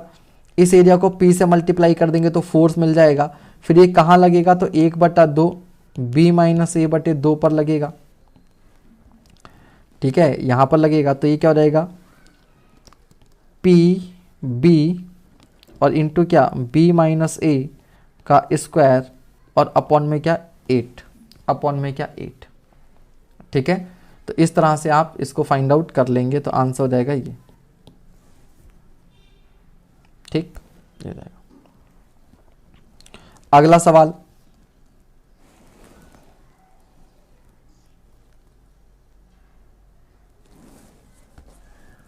जल्दी से बताइए।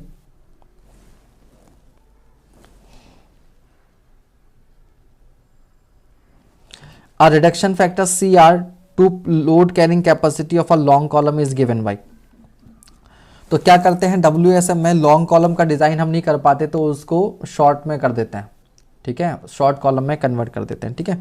तो यहाँ पे क्या हो जाएगा 1.25 minus L effective upon 48B, ठीक है। तो दो फॉर्मूले होते हैं, लीस्ट लेटरल डायमेंशन की टर्म में ये होता है 1.25 minus L effective upon 48B, और लीस्ट रेडियस ऑफ जायरेशन की टर्म में क्या होता है 1.25 minus L effective upon 160 R minimum. तो 160 वाला कब लेते हैं, जब लीस्ट रेडियस ऑफ जायरेशन लेते हैं, और 48B कब लेते हैं, जब लीस्ट लेटरल डायमेंशन लेते हैं। अगला सवाल, An axially loaded column is 300 by 300 mm in size. Effective length of column is 3 meter. What is the minimum eccentricity? तो E मिनिमम भैया क्या था, E मिनिमम होता था आपके पास L इफेक्टिव अपॉन 500 और प्लस क्या D अपॉन 30, यही तो होता था। तो L इफेक्टिव कितना है 3 मीटर, यानी कि 3000 बटे 500, और D कितना है भैया 300 अपॉन 30,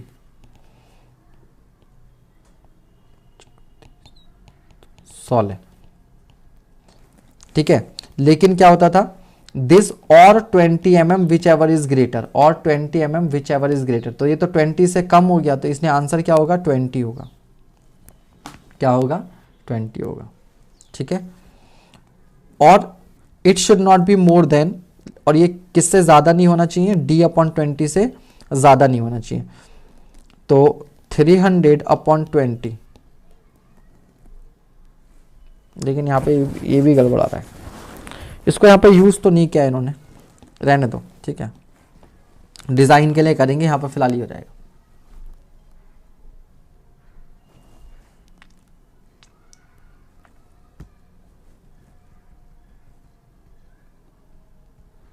यही होगा आंसर इसका। ठीक है, 20 ही रहेगा answer.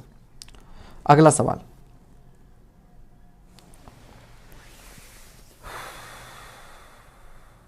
In reinforced and plain concrete footings on soil the thickness at the edge shall be not less than 150, और अगर ये पाइल फाउंडेशन पर होगा तो 300। ठीक है, मालूम है आपको। अगला सवाल, अच्छा सवाल है वाला भी।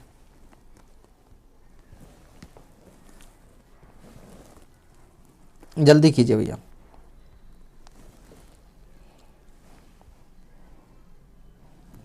Design strength for M25 concrete in direct compression.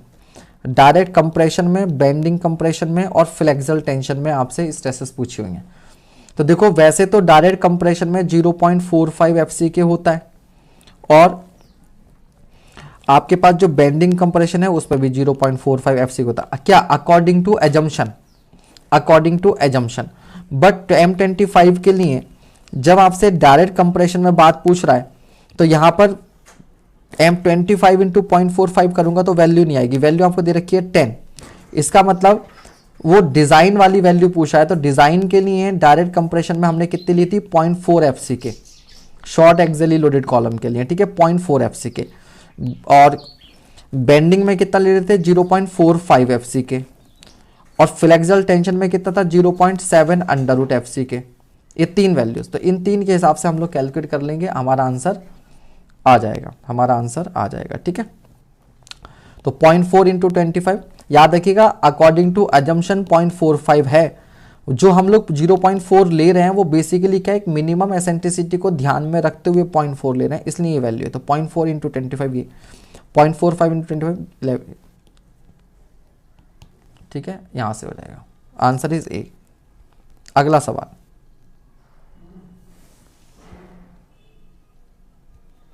अगला सवाल, a short square column with side 200 mm subjected to a design load of इतना, if the grade of concrete is M20 and the grade of steel is Fe415 then the area of longitudinal steel required for the section।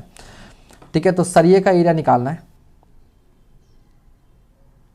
0.6 FCK नहीं होता बेटा, वो 0.67 FCK होता है, वो भी characteristic strength होती है। ठीक है, तो सरिये का एरिया कैसे निकलेगा, तो आप ये फॉर्मूला लगाएंगे,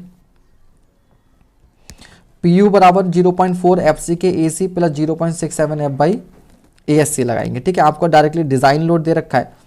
ठीक है, तो जो एरिया होगा स्टील का वो क्या होगा, ग्रॉस एरिया में से इसको माइनस कर देंगे। ग्रॉस एरिया क्या रहेगा, 200/200, 200/200। ठीक है, और कंक्रीट का एरिया क्या हो जाएगा, 200/200 माइनस ASC। तो कंक्रीट का एरिया रहेगा 200/200 माइनस ASC, और ASC तो ASC रहेगा। इसको सॉल्व कर लेंगे तो आपके पास स्टील का एरिया जो है वो फाइंड आउट हो जाएगा। लेकिन लेकिन लेकिन लेकिन अभी सवाल में ट्विस्ट है, कहानी में ट्विस्ट ये है कि यहाँ पर ये निगेटिव वैल्यू आ रही है, और आपको मालूम है निगेटिव वैल्यू आने का मतलब है कि कॉलम को स्टील की जरूरत ही नहीं है, वो कंक्रीट ही सफिशिएंट है, यानी कि जरूरत से ज़्यादा स्ट्रॉन्ग कॉलम जो है वो आपने बना दिया है। तो ये 200/200 का नहीं बनना चाहिए था, इस कॉलम का साइज थोड़ा कम रहना चाहिए था। बन गया तो बन गया, क्या कर सकते हैं। तो ऐसे केस में क्या कर सकते हैं, मिनिमम स्टील प्रोवाइड कर सकते हैं 0.8% जो कि होती है। ठीक है, तो भैया 0.8% निकाला तो 320 आ गया, 320 आ गया। बेटा कहीं पर भी मिनिमम नहीं पूछा है, मिनिमम नहीं बोला। Then the area of longitudinal steel required for this section, तो area of longitudinal steel required बोला, मिनिमम नहीं बोला। अगर मिनिमम बोला होता तब हम लोग डायरेक्टली लगाते। पहले तो आपको सॉल्व ही करना पड़ेगा, पहले तो आपको क्या करना पड़ेगा, सॉल्व ही करना पड़ेगा, और बाद में आप मिनिमम के लिए उसे क्या करोगे, चेक करोगे, फिर बाद में आप चेक करोगे। ठीक है। एक दूसरी बात और, इस सवाल से एक बात और दिमाग में आई, कई बार क्या होता है जब हम लोग सॉल्व करते हैं तो इस फॉर्मूले से ASC निकाल लेते हैं और वो दिया होता है उसको टिक करके आ जाते हैं। याद रखना, अगर अच्छा खुद बताओ, अगर सपोज करो ये वैल्यू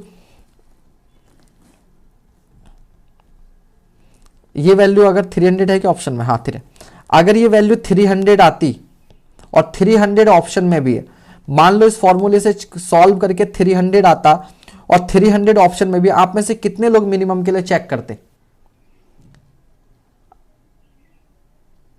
आप में से मिनिमम, अच्छा मिनिमम निकाल के आप चेक कर सकते हो, ये बात बिल्कुल सही कर, अब मिनिमम निकाल के आप चेक कर सकते हैं, ये लॉजिक बढ़िया है, ये लॉजिक बढ़िया लगा। हाँ ये लॉजिक बहुत बढ़िया लगा आपका कि आप मिनिमम निकालो और मिनिमम निकाल के आप देख लो कि हाँ उससे वही सबसे बड़ा ऑप्शन है तो सीधे उसी पे टिक करेंगे। बट मैं दूसरी तरफ की बात कर रहा हूँ, आप में से बहुत से लोग शायद इस तरीके से नहीं करेंगे, वैल्यू करके सॉल्व करेंगे। तो सॉल्व करने पर अगर आंसर 300 आ जाता तो क्या आप मिनिमम के लिए चेक करते? तो कई बार दिमाग से निकल जाता है, नहीं चेक करते। ठीक है, तो याद रखिएगा फॉर्मूले से सॉल्व कर रहे हैं तो मिनिमम के लिए चेक करेंगे, और नहीं तो आगे से ऐसा सवाल आए कि चेक तो हमें वैसे भी करना है, चेक तो हमें बाद में वैसे भी करना है, तो क्यों ना पहले मिनिमम ही निकाल लो, और मिनिमम निकालो तो पता चला अबे मिनिमम ही मैक्सिमम है। ठीक है, तो ये सब तो वैसे ही खत्म हो गए। ठीक है, फिर तो मुझे वही कल शाम वाला याद हो गया, यही शून्य यही इकाई हो गया। ठीक है, चलिए क्लास की टाइमिंग बेटा है 11 बजे। अगला सवाल, अब जरा स्पीड बढ़ाएंगे, फटाफट फटाफट करेंगे, नहीं तो हो नहीं पाएंगे। In case of columns area of longitudinal reinforcement shall not be less than, ये तो हमने डायरेक्टली पीछे यूज ही कर लिया, अब इसको पढ़ने की जरूरत क्या, 0.8%। बट यूपीपीएससी ने इतनी बार पूछ रखा है तो मैंने कहा चलो भाई ये कहेगा, नहीं तो मेरी बेइज्जती कर दी, 2 बार यूपीएससी ने पूछ रखा और आप नहीं पूछ रहे हो, तो हमने कहा पूछ लेते हैं। अगला सवाल, the side face reinforcement if required in a T beam will be. ठीक है, तो साइड फेस कब चाहिए होता है, जब डीप बीम होती है, और कितना देते हैं हम लोग, 750 mm से ज्यादा डेप्थ होती है तो 0.1% ऑफ वेब एरिया देते हैं, और दोनों साइड में बराबर बराबर 0.05 0.05। अगला सवाल, ये इसलिए ले आए ताकि आप देखते रहेंगे तो याद रहेगा। As per IS 2000 for RCC T beam effective width of flange, तो इफेक्टिव विड्थ ऑफ फ्लैंज क्या होती थी, L0/6 plus width of web plus 6 time depth of flange. L beam होती तो क्या करते थे, L0/12 plus width of web plus 3 times depth of flange हो जाता। अगला सवाल, the slab without any beam is called, ऐसे स्लैब जिसमें बीम नहीं होगी उसे क्या कहेंगे, this slab without any beam is called, तो फ्लैट स्लैब। ठीक है, फ्लैट स्लैब में क्या होता है, बीम नहीं होती हैं, स्लैब को डायरेक्टली कॉलम पर टिका रखा होता है। The percentage of HYSD bars in one way slabs to cater for shrinkage and temperature as per IS 456, तो कौन सा है, HYSD है तो उसके लिए क्या करेंगे, 0.12% लेंगे। ठीक है, और अगर माइल्ड स्टील होता तो कितना लेते, 0.15 लेते। Corner steel is provided in slab, slab में कॉर्नर स्टील क्यों देते हैं, आपको बताया था ना, यहाँ पर ये इस तरह से ये बनाए थे, क्या बताया था, किसके लिए, टॉर्जन के लिए। ठीक है, तो किसने यूज करेंगे इसको, to resist torsional moment, torsional moment को रजिस्ट करने के लिए से यूज करेंगे। अगला सवाल, in structural design work the earthquake forces shall be calculated in accordance with the following IS code. Earthquake का कोड क्या है, IS 1893, IS 1893 2002, 2002 भुज याद था। अगला सवाल, इन द इक्वेशन VZ बराबर VB K1 K2 K3 K4 which is used for calculating the design wind speed VZ at any height Z, which factors is or are denoted by K1। ठीक है, K1, तो वैसे 3 ही factor होते थे, ये 4 factor लगाए हैं इन्होंने। तो आपको याद होगा क्या बताया था आपका, पोटैटो, तो पोटैटो में पहले वाला P क्या था, प्रोबेबिलिटी, दूसरा वाला क्या था, टेरेन, तीसरा क्या था, टोपोग्राफी, और जिन्होंने एक चौथा और लगा दिया वो यहाँ पे इंपॉर्टेंस फैक्टर। ठीक है, इंपॉर्टेंस, तो प्रोबेबिलिटी फैक्टर या रिस्क फैक्टर जो होता है वही आपका K1 होता है, वही आपका K1 होता है। ठीक है, पोटैटो रिटैटो, बिल्कुल पोटैटो रिटैटो, रिस्क फैक्टर बोलता तो रिटैटो कर देते पोटैटो का। ठीक है भैया, चलिए अगला सवाल।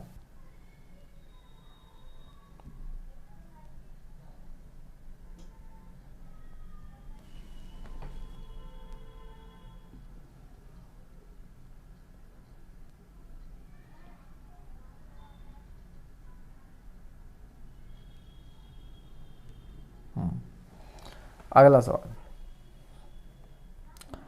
Limit state of serviceability for deflection including the effect due to creep, shrinkage and temperature occurring after erection of partitions in application of finishes as applicable to floor and roofs is accepted. Span upon 350, span upon 350।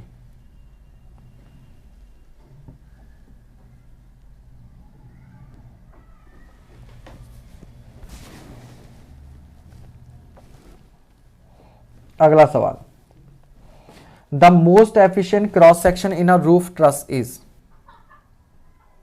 ठीक है, जल्दी बताइए, roof truss में most efficient section क्या होगा?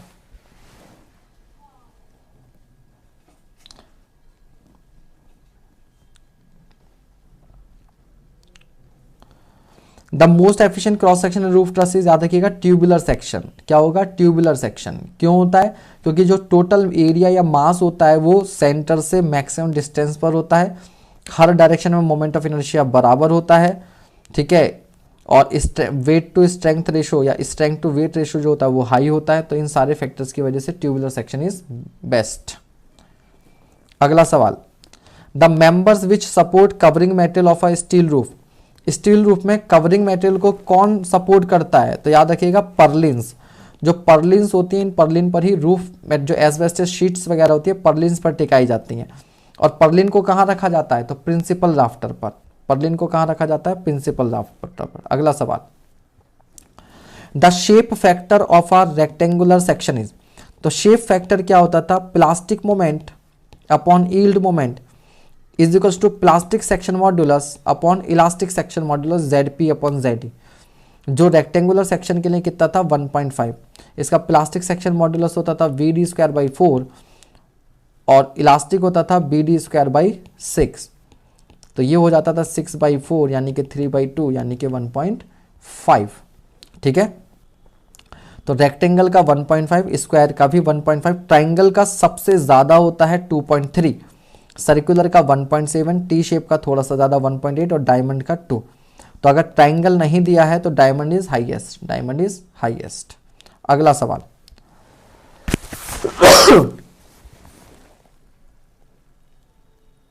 Sir please UPPSC एई का admit card में। बेटा मैंने एडमिट कार्ड अभी देखा नहीं सही से, उसमें आप मुझे यार टेलीग्राम पर मैसेज करना बालक आपकी क्या क्वेरी है, तो मैं उसमें देख के आपको बता पाऊंगा। ठीक है ग्रिफिन जी, आप मुझे टेलीग्राम पर या मेरा नंबर आपके पास व्हाट्सएप वाला नंबर होगा उस पर आप एक बार मैसेज कर दीजिएगा, तो मैं आपकी क्या क्वेरी है उसमें देख के फिर मैं आपको बता पाऊंगा। ठीक है, which of the following section will have largest shape factor. सबसे ज्यादा शेप फैक्टर किसका होगा?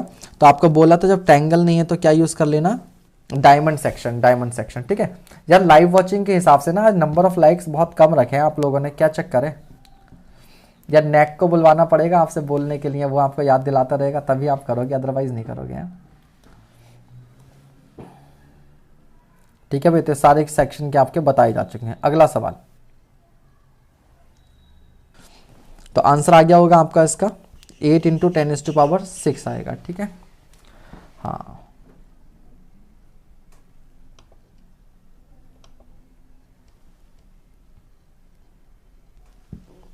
सर प्रीवियस का क्वेश्चंस आएगा सर एग्जाम में, क्यों नहीं आएगा भैया? और कहाँ से आएगा भैया? लिमिटेड है। इंजीनियरिंग की सबसे अच्छी बात ये है कि लिमिटेड चीजें हैं, लॉट फेयर के हर साल वही आनी जानी रहती हैं। The shape factor for an I section is. I section का शेप फैक्टर क्या होता है? तो 1.1 से 1.2 के बीच में होता है, 1.1 से 1.2 के बीच में होता है। तो आंसर क्या हो जाएगा? 1.14, 1.14। ठीक है, बस स्टील खत्म होने वाला है। स्टील के बाद बिल्डिंग मटेरियल के कुछ क्वेश्चन है, कुछ CPM पर्ट के हैं। आधा घंटा और मान लो, बल्कि कम में करो speed. For a simply supported steel beam of span L and carrying, एक बात देखी जाए, अपनी अपनी स्पीड बढ़िया है। सोचो यहाँ पर क्वेश्चन आप भी कर रहे हो, मैं भी समझा रहा हूँ, तब भी हम 2 घंटे में करीब 80-90 से अगर सवाल हम लोग कर रहे हैं तो सही स्पीड है। एग्जाम में तो हम लोग 1-1.5 घंटे में कर करा के पेपर साइड में बैठ जाएंगे। एग्जामर ने पूछेगा भैया कहाँ से आए हो, बता देना कहाँ से आए हैं। तो for a simply supported steel beam of span L and carrying a point load at the mid length at the stage of collapse what part of the beam is fully elastic. ठीक है, तो point load के लिए elastoplastic zone बोल दो, ठीक है, या इलास्टोप्लास्टिक जोन बोल दो, या जितने एरिया में प्लास्टिक हिंज बन रही है, तो फॉर्मूला होता है L into 1 minus 1 upon S, safe factor के एस की जगह आप 1 - 1 अपॉन एस रख लो, तो 1 - 2/3 यानी कि L/3 हो जाएगा, L/3।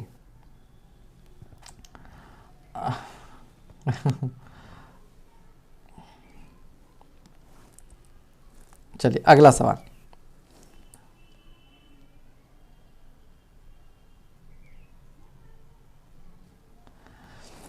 A proved cantilever of span L and having constant plastic moment capacity MP is subjected to a point load at mid span। तो याद रखना सिंपली सपोर्टेड के लिए जो W की वैल्यू होती थी वो कितनी होती थी, 4 MP upon L, 4 MP upon L. Probed cantilever के लिए 6 MP अपॉन एल और फिक्स्ड के लिए 4 MP अपॉन कितना, 8 MP अपॉन एल, है ना। इस तरह से बढ़ता जाएगा, रटा रटाया क्वेश्चन है। तो W सीधे सीधे आप क्या करेंगे, 6 MP/L करेंगे, और कैलकुलेशन आपको सिखाई रखी है, इसमें कुछ है नहीं, वर्चुअल वर्क डन से आप इसे कर देंगे। ठीक है, अगला सवाल। अगला सवाल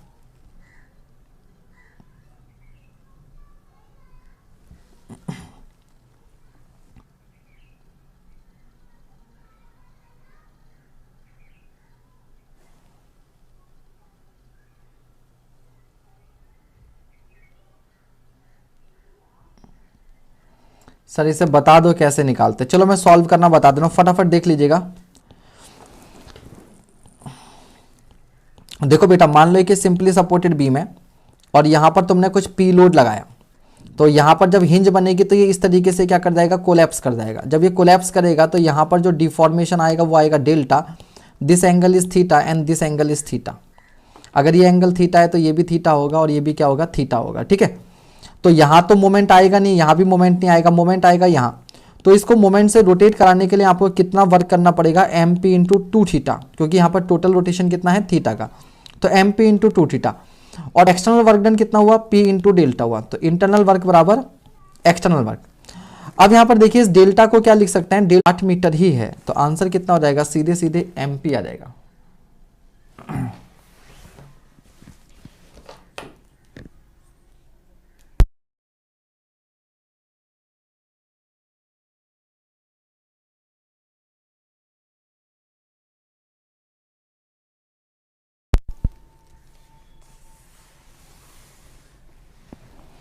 ठीक है भाई, तो यहां से सीधे सीधे 8 MP/L से आ जाएगा।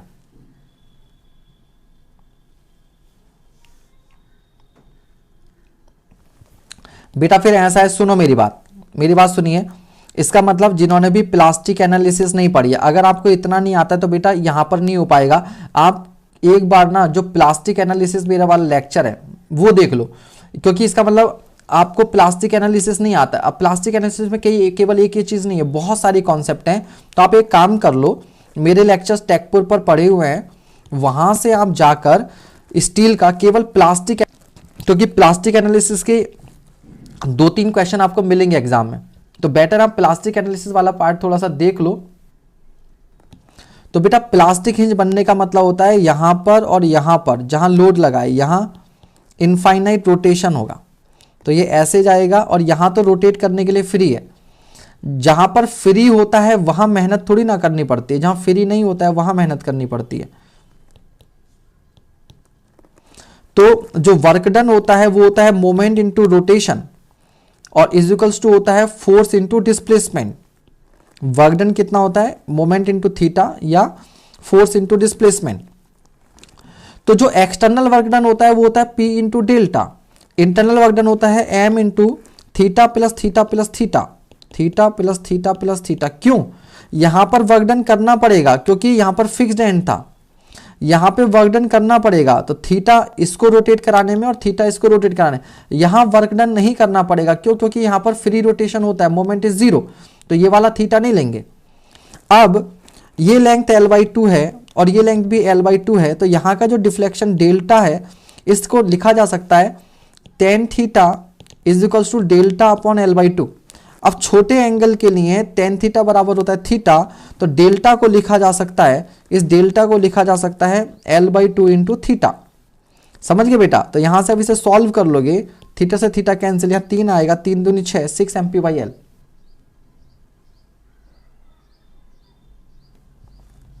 क्लियर हो गया? अगला सवाल, A simply supported beam of rectangular section and span L is subjected to a uniformly distributed load at the center। Uniformly distributed load at the centre नहीं बोलेंगे, पूरी बीम पर होगा। Length of elastoplastic zone is, तो आपको क्या बताया था, यूडीएल के लिए हो जाता है एलपी बराबर एल इंटू अंडर रूट में 1 - 1 अपॉन एस। तो 1 - 1 अपॉन एस की वैल्यू आती थी 1/3, तो क्या हो जाएगा L/√3। आंसर क्या हो जाएगा L/√3। ठीक है, चलो अब आज इतना ही करेंगे। अब सुनिए, ये पीडीएफ आपको मिल जाएगी। अब इसमें आगे जो क्वेश्चन रह गए हैं, 2-4 क्वेश्चन सीपीएम पर्ट के हैं, 2-4 क्वेश्चन सीपीएम पर्ट के हैं और कुछ क्वेश्चन जो हैं वो हैं आपके किसके, बिल्डिंग मटेरियल के।